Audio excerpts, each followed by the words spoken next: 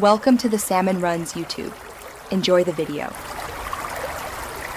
In this video, I will compare Vscode versus RustRover. We'll explore their core functionalities, focusing on how each environment supports Rust development. We'll delve into their unique strengths, such as Vscode's extensive customization through extensions and RustRover's deep, integrated language support.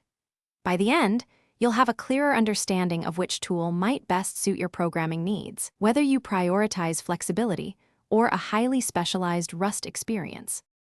When it comes to features, Vscode relies heavily on its vibrant extension marketplace to provide Rust-specific capabilities, like debugging and linting.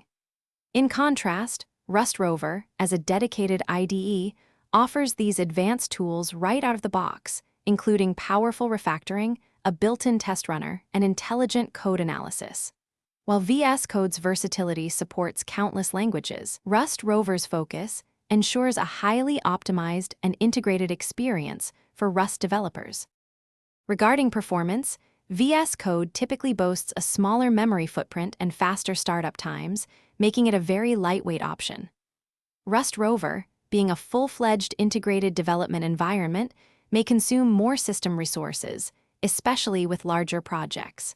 However, both offer excellent responsiveness during typical coding tasks. The actual performance can vary significantly based on the number of extensions installed in Vscode and the complexity of your Rust project.